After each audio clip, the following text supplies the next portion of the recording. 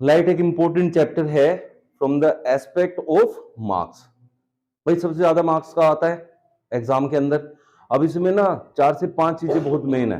पहली चीज क्या है, इसकी थ्योरी, फिर इसमें से एमसीक्यू बनते हैं, रे डायग्राम बनते हैं, फिर इसमें जो है मीडियम्स के ऊपर क्वेश्चन बनते हैं, फिर आपके मिरर है, मिरर के डायग्राम हो गए और लेंस के डायग्राम हो गए और इनके न्यूमेरिकल हो गए। इतनी सारी चीजें होने की वजह से एक इंपॉर्टेंट चैप्टर है जिसमें बहुत सारी चीजें हमें समझनी है। लाइट क्या होता है? Light is a form of energy. क्या है? Light is a form of energy. सबसे पहली बात है कि लाइट जो है फॉर्म ऑफ एनर्जी है।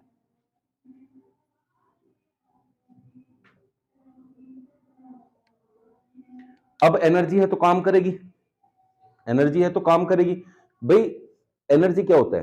Capacity of doing work. इसका क्या काम है? एनर्जी इसका लाइट का पढ़ना लिखना है ना, ये थोड़ी हो सकता है। क्या है? चलना।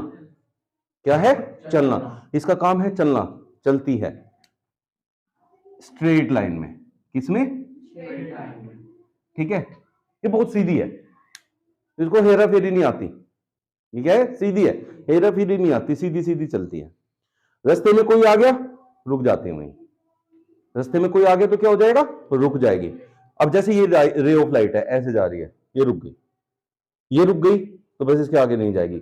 अब यहां ये जिसके ऊपर लाइट डलती रहेगी वहां पूरा वो किस में रहेगा? दिखता रहेगा, रोशनी में आ जाएगा।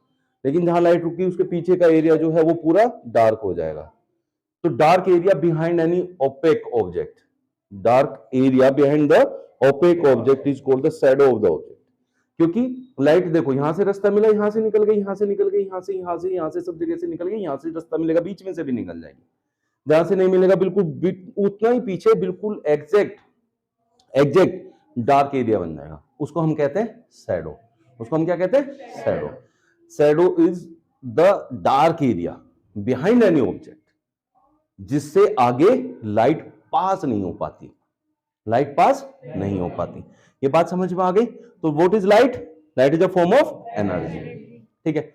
अब इसके रास्ते में जैसे कुछ भी आ जाएगा तो उसके आगे नहीं जाएगी, बट वो जब बहुत छोटा एक ऑब्जेक्ट इसके साथ सामने आ जाता है, बहुत छोटा, जिसको बहुत छोटा कहते हैं, बहुत छोटा है, तो उसके चारों तरफ घूम जाती है, उसके चारों तरफ घूम जाती है, तो उसके चारों तरफ का एरिया कवर कर लेती है, तो वहां शैडो नहीं बनती। ठीक है।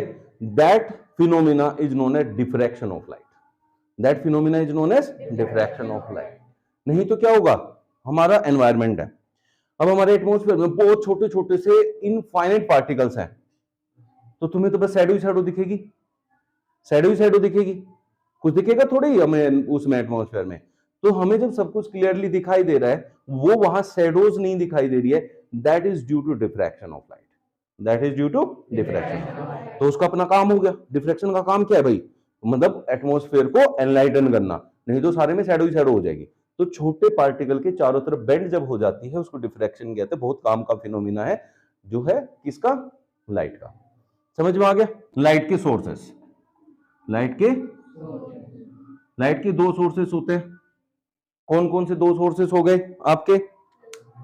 एक ल्यूमिनस, एक नॉन ल्यूमिनस। ल्यूमिनस ऑब्जेक्ट्स कौन से होते हैं? ल्यूमिनस, ल्यूमिनस और नॉन ल्यूमिनस। ल्यूमिनस है जैसे दिन में हमें सन दिखाई देता है, और नॉन ल्यूमिनस है जैसे रात को हमें मून दिखाई देता है। मून क्या है? खुद की लाइट नहीं है, लेकिन वो दूसरे की लाइट को रिफ्लेक्ट करता है। क्या करता है? रिफ्लेक्ट करता है। अब रिफ्लेक्शन आगे पढ़ेंगे। बट क्या है कि वो हमें दिखाई दे रहा है दूसरे की लाइट की वजह से, खुद की लाइट की वजह से नहीं। जो खुद की लाइट की वजह से दिखाई देता है वो ल्यूमिनस होता है, जो दूसरे की लाइट की वजह से दिखाई देता है वो नॉन ल्यूमिनस होता है। तो ल्यूमिनस में कौन आ गया? बल्ब आ गया, सन आ गया, ट्यूबलाइट आ गई, कैंडल आ गया, है ना, ये सब जो है आपके कौन हो गए? ल्यूमिनस हो गए। अब नॉन ल्यूमिनस में ये बोर्ड दिख रहा है, सबको बोर्ड दिख रहा है, तो ये क्या खुद की लाइट को एमिट कर रहा है? नहीं, इसके ऊपर जो लाइट पड़ रही है उसको रिफ्लेक्ट कर रहा है, इसलिए ये दिखाई दे रहा है। दैट्स व्हाई हम इसे कहेंगे नॉन ल्यूमिनस ऑब्जेक्ट। क्या कहेंगे? Non luminous object. खुद की लाइट नहीं होते हुए भी फिर भी दिखाई देना, खुद की लाइट नहीं होते हुए भी फिर भी दिखाई देना, नॉन ल्यूमिनस ऑब्जेक्ट का काम है। ठीक है। फिर लाइट का आता है मीडियम। क्या आता है? मीडियम। मीडियम क्या होते हैं? कहां कहां से लाइट पास होती है, कैसे कैसे मीडियम से लाइट पास होती है। ठीक है।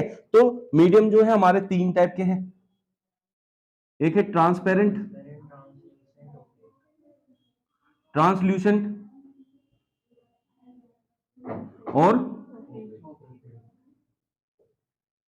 तो ट्रांसपेरेंट कौन सा होता है? जिसमें से लाइट पूरी पूरी पार हो जाती है उसको ट्रांसपेरेंट कहते हैं। वो मीडियम जिसमें से लाइट पूरी पूरी पास हो जाए, लाइक एयर, ग्लास, वाटर, है ना। और ट्रांसल्यूसेंट जो थिक ग्लास होता है, जैसे थोड़ा सा ब्लैक एंड पार्ट है तो उसमें से पार्शियली जब लाइट पास होती है कुछ वहीं रह जाती है, that type of medium are called translucent. और ओपेक कौन से होते हैं? जिसमें से लाइट बिल्कुल भी पास नहीं होती।